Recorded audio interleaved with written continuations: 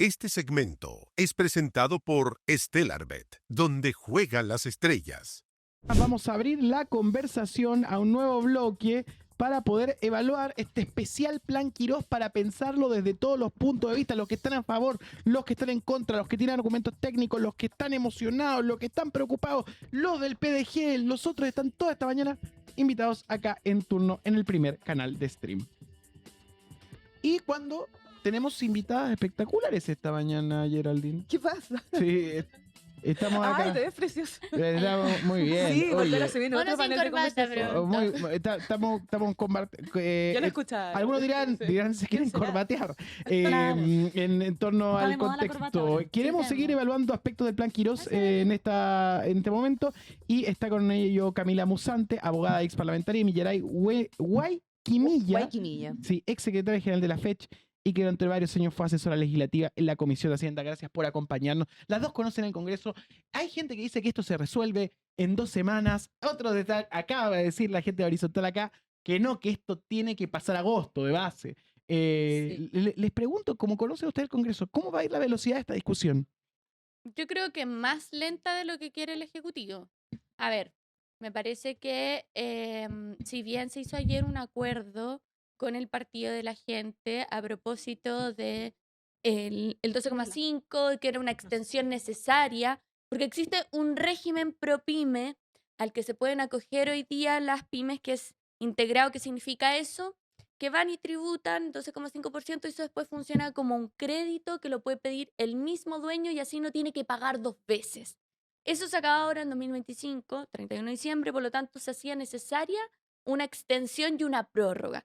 No es que se esté tomando las mejores medidas de reformas estructurales a cómo pagan impuestos las pymes, sino que simplemente se le está dando un poquitito de oxígeno mientras las grandes empresas tienen bastante para poder seguir respirando. Entonces, acá las demandas que plantean las pequeñas y medianas empresas a mí me parecen súper válidas, porque dice el ministro de Hacienda, bueno, démosle un crédito, un 15%, para las que inviertan en maquinaria o tengan mayor contratación, pero esa es una realidad que solo pueden enfrentar las medianas empresas, no las pequeñas. Incluso las deja fuera de competencia o le puede generar un problema de competitividad con las grandes corporaciones. Entonces, yo creo que esta reforma hay que mirarla con lupa, porque mucho ruido, se ha explicado poco, un poco a propósito me parece a mí, para que las personas que nos están viendo, que nos están escuchando, no puedan entender bien cómo esto les impacta en el día a día. Pero en simple,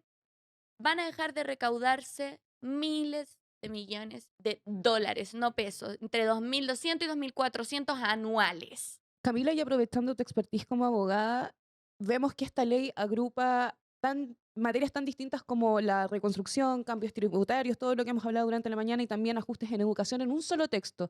¿Esto es válido jurídicamente o tiene un problema de forma antes que de fondo?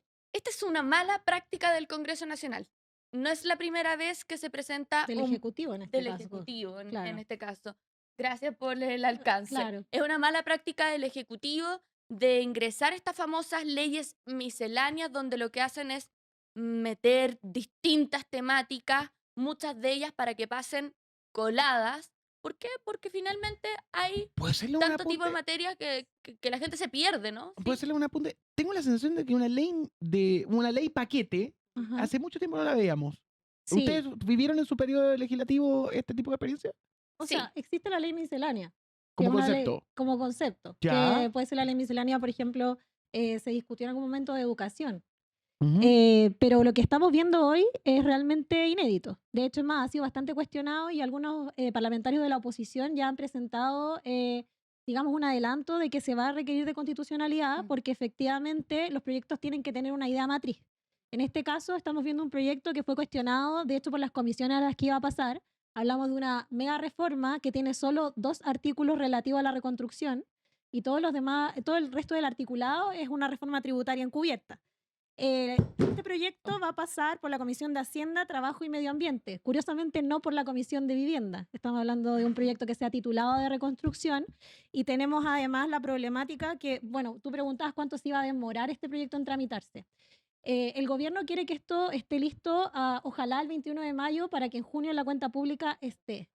Se dice que va a pasar 2 semanas por la Comisión de Hacienda y de hecho a las 10:30, en una horita más, van a empezar a sesionar, lo cual es bastante curioso porque en general las comisiones de Hacienda no se citan los días jueves. Entonces estamos viendo una urgencia bastante importante del Qué gobierno, excepcional. excepcional, Sí. y se está requiriendo el acuerdo de los comités parlamentarios para poder sesionar en la semana distrital, que no tienen Buen punto. actualmente. Buen punto, Ay, ¿no? Que pregunta, refleja la eso, urgencia del gobierno de como, algo que como nos... ciudadana, perdón, es que me surge la siguiente duda. Si las comisiones de Hacienda no se hacen los jueves, ¿es inconstitucional? ¿Es No, no, posible? se Eso puede se puede ¿Cómo citar. cambiar, funciona? se puede cambiar por acuerdo de los comités parlamentarios. Cada jefe de Ah, comité ok. tiene que dar su visto bueno y si está la unanimidad pueden sesionar En la Comisión extraordinariamente. de Hacienda se puede. Lo que se necesita acuerdo de todo el comité parlamentario es para sesionar durante la semana distrital, porque recordemos que además el funcionamiento propio del Congreso Totalmente. requiere un lazo con la territorialidad. Ahora, ¿a qué les llama la atención a ustedes, habiendo visto toda esta ley, que uno se le puede haber pasado? Porque nosotros hemos visto los grandes titulares, por supuesto, trabajamos con eso, pero nos llamó la atención lo de la inteligencia artificial, no nos llama la atención lo de los 25 años. Lo de los 25 años. Ya, ¿a ti te Gravísimo. parece que Lo de ahí los está lo 25 más años, sí. raro? O sea, yo creo que el gobierno ahí está Sí, ya. pecando de, o sea, mira, este plan, digamos, de las ultraderechas, lo vimos con la ley Omnibus de Milei, es una práctica recurrente que viene desde Víctor Orbán, que hace poquito acaba de caer en Hungría, Ujú. pero este paquete de medidas de rebajar los impuestos a las grandes empresas es algo bastante como de manual de las ultraderechas. Pero en particular, también hay otra cosa de manual de las ultraderechas que es ir, digamos, acaparando poder en función de cómo van gobernando. Y que haya una cláusula, de hecho que el diputado Manucheri es quien va a requerir de constitucionalidad por esta cláusula que no permite modificar la ley en 25 años. O sea, ¿para qué vamos a elegir un nuevo parlamento si no puede legislar durante 25 años sobre una norma? Yo me parece que esa es una señal bastante de alerta o de alarma para la democracia en general, porque lo que ocurre constitucionalmente es que un proyecto de ley, por ejemplo, una vez desechado, se puede volver a discutir un año después sobre la misma materia. En el fondo está aperturada la democracia para que los distintos gobiernos, con sus programas y también los parlamentarios electos, puedan hacer modificaciones. Entonces sí, es algo bastante preocupante, Claro, entre otras y cosas. si la oposición quisiera impugnar este proyecto por su forma antes de llegar al Tribunal Constitucional, ¿en qué momento del trámite podría hacerlo y con qué argumento concreto? Claro. En varios momentos. Yo creo que lo primero es pedir las votaciones separadas para que no tengan que ser las pymes siempre las que se les ponen al frente como carne de cañón, cuando en realidad es una medida de toda justicia esta extensión del beneficio tributario del régimen general pro pyme. Entonces, primero que se pueda separar esa medida para que se pueda votar aparte, se pueda aprobar, porque si no, de lo contrario, tendría que pasar a pagar 25% de impuestos y eso sí sería una medida que las dejaría en una posición compleja, pero no usarlas como excusa, como carne de cañón para terminar favoreciendo a las grandes empresas en nuestro país. Informes del Ministerio de Hacienda así lo dicen. El 80% del beneficio de esta reforma tributaria va a recaer en el 1% más rico de nuestro país. Así que yo creo que hay instancias, para mí, finalmente lo que me pasa con esta ley miscelánea de reconstrucción o como quieran llamarla, creo que simplemente es un caballo de Troya para poder tener muchos elementos que hagan ruido y que justifiquen favorecer a las grandes corporaciones amigas del ministro de Hacienda. Millaray, Camila, ¿hay algún precedente de un proyecto que haya caído no por lo que decía, sino por cómo estaba construido? Sí, o sea, se puede impugnar un proyecto de ley porque no tiene una idea matriz consistente, que también es otra de las estrategias que está apostando la oposición, porque en el fondo acá tenemos un proyecto tan misceláneo que se agrupa bajo la idea de la reconstrucción, pero como decía, tiene solo 2 artículos de esta materia. Entonces, quizás yo si fuera del oficialismo, que no lo soy ni lo voy a hacer nunca, la idea que podría estar detrás es como una reconstrucción económica, porque esto es una reforma tributaria. Esto en ningún caso va en beneficio directo, digamos, del bolsillo de las personas, ni tampoco de quienes han sufrido, digamos, o necesitan la reconstrucción. A propósito de lo que decía Camila, yo creo que algo muy importante y creo que la gente en la casa como que tome conciencia de esto, es que la baja del impuesto corporativo del 27 al 23% le quita al Estado una recaudación de 4.000 millones de dólares. Solo el sistema de salud primaria se costea con 3.700 millones de dólares. O sea, estamos hablando de una cuestión gravísima. Por ejemplo, hoy vemos cómo el Partido de la Gente da su aprobación en general o ha manifestado que va a dar su aprobación en general porque se va a rebajar, se va a reincorporar, restituir el 19% de medicamentos y pañales. Pero les estoy diciendo que el costo de hacer esto es literalmente lo que cuesta la salud de atención primaria. Sí. Entonces, por lo tanto, a una coalición, un partido mínimamente enterado, no accedería a una cosa como esta, porque realmente no beneficia a las personas. En verdad lo que hace el Partido de la Gente con esta negociación es acceder al vuelto al pan, si eso es, en la magnitud de lo que se está discutiendo de la reforma y de la rebaja del impuesto corporativo y de lo que deja de recaudar el Estado. Estamos hablando de 4.000 millones de dólares. Mucho se hablaba en la segunda vuelta o se le cuestionaba al presidente Kast, bueno, ¿de dónde van a salir los recortes fiscales? Ya estamos empezando a ver, porque a propósito del equilibrio fiscal, ¿no es cierto? Esto va a generar un tremendo terremoto en el gobierno y vamos a empezar a ver que no hay recursos en materia de salud primaria, que no hay recursos para el aumento de la PGU, y así. Entonces, yo creo que es importante que las personas entiendan cómo estas reformas las impactan de manera negativa cuando les digan en el consultorio, cuando les digan en el hospital o cuando les digan respecto de su jubilación, ¿por qué no hay plata? Y ahí hay una crítica que vimos en la primera parte de esta charla sobre la poca fuerza que tiene hoy la oposición para hacerle frente a este escenario. ¿Es tan así? ¿Es tan paupérrimo el Congreso en su estructura opositora para poder decir no avanza esto o hasta acá llegamos? Porque algunos dicen es más bien performático. El caso de lo de Manucheri, por ejemplo, se transformado en un protagonista desde el principio con mucha fuerza. Otros dicen, no, en realidad eso es ruido y más posicionar una idea que poder frenar si esto no llega al Tribunal Constitucional. ¿Cuáles son sus lecturas? Fue como que se angustiaron, les Sí, arruiné el no, día. Yo No me angustié. O sea, yo creo que igual es para angustiarse, porque tuvimos una victoria de la ultraderecha y vemos que en poco tiempo, o sea, llevamos mes y medio de gobierno, hemos visto un montón de retrocesos para la ciudadanía, para el bolsillo de la gente y gravísimo. O sea, no es menor la alarma que tiene la oposición. Ahora, respecto de correlación, la correlación hoy día que tiene el oficialismo en la Cámara de Diputados es favorable. Eso es innegable, porque con los votos del Partido de la Gente ellos pueden aprobar su reforma. Con Por un supuesto. voto, no es una victoria holgada, pero lo pueden hacer. Necesitaban 2 votos, sí. Exactamente. Ya los tienen. Pero, Sí. pero hay un segundo paso. O sea, nosotros tenemos un sistema en Chile que considera una cámara revisora. Y en el Senado no está el Partido de la Gente y tienen también ellos sus propias debilidades que yo creo que sería bueno que la oposición explotara. ¿Cuáles son las debilidades del Partido de la Gente? No, debilidades del No, oficialismo. Ya, en El oficialismo tienen al Partido Nacional Libertario que no está Sí. muy conforme con el trato que les han dado en este trámite, pues se asume que ellos van a votar Bueno, a es favor. una debilidad del Partido de la Gente porque es como que el cariño se fue hacia ellos y no Y hacia no- los otros. Claro, pero en el Senado, el Partido Nacional Libertario sí tiene senadores, es senador en este caso, y tienen que recurrir también a tener conversaciones con el PP, con el socialismo democrático, y ahí se les va a poner un poquito más arriba la cancha, porque además se vuelve a discutir por qué comisiones se tramita el proyecto. Mira, ¿quién lo iba a pensar que en el Senado quizás iba a estar el freno a este tipo de reformas? Porque en el Senado están como 25, 24, un voto dirimente. Está compleja la situación en el Senado, pero yo creo que más 24, favorable 25. que la Cámara.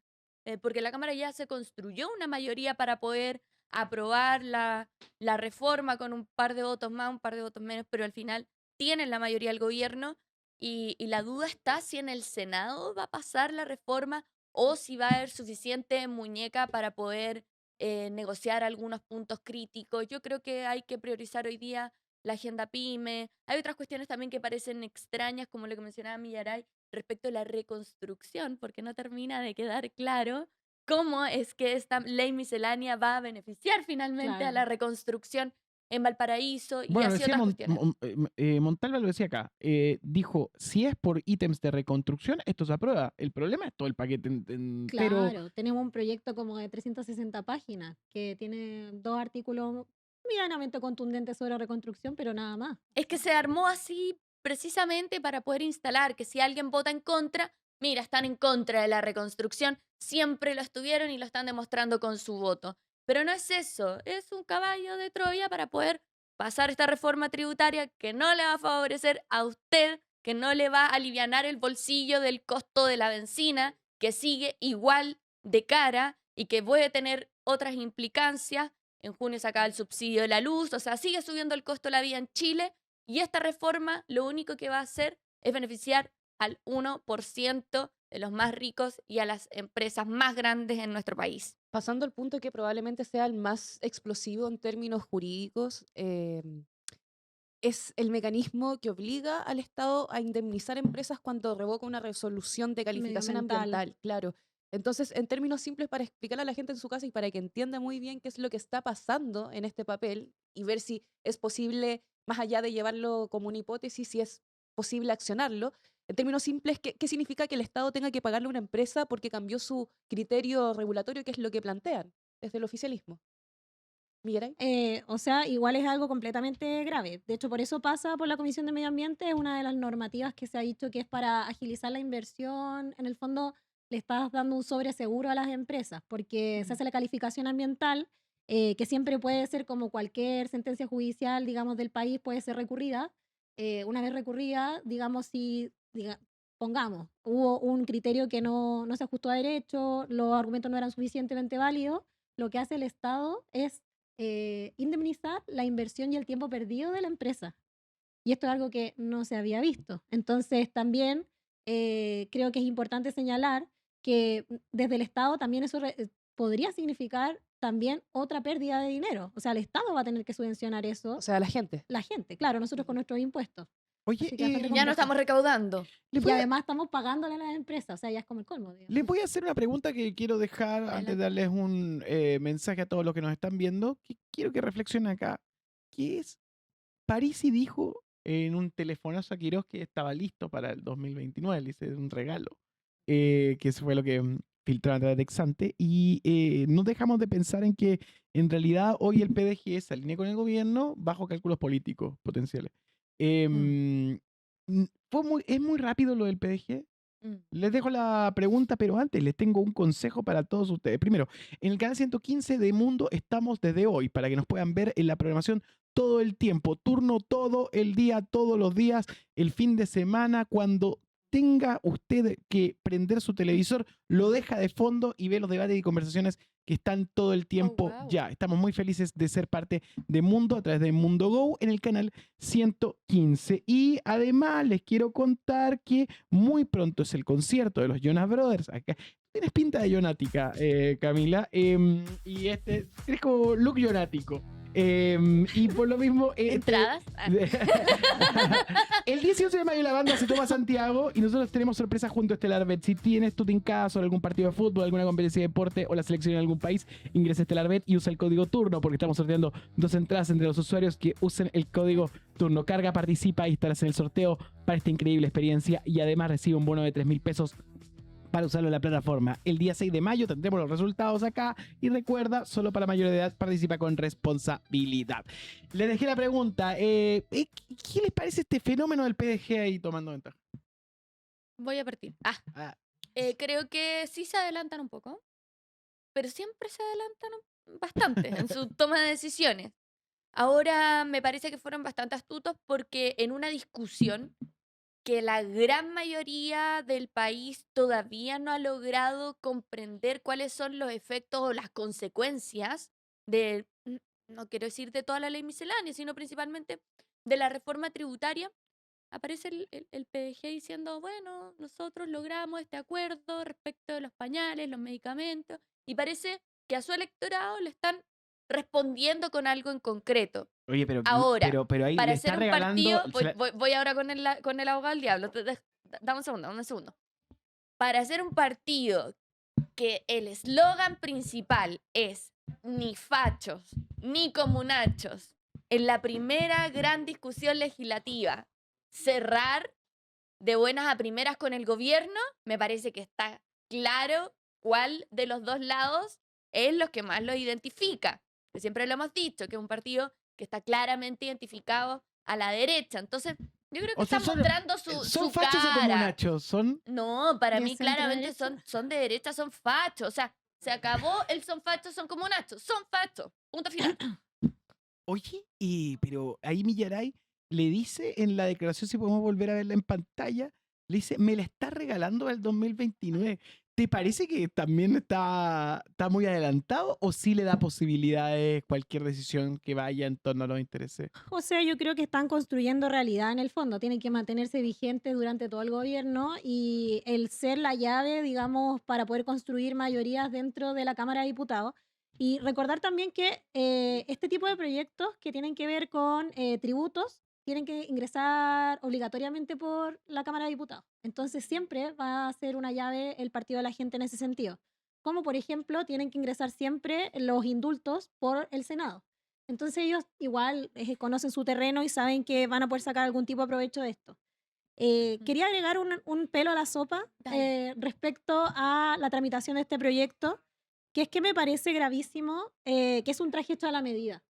Porque no solo va a beneficiar al 1% más rico, que son, digamos, unas 15.000 personas tributarias, sino que también vamos a tener 63 autoridades del gobierno de Kast que son beneficiadas por esta reforma.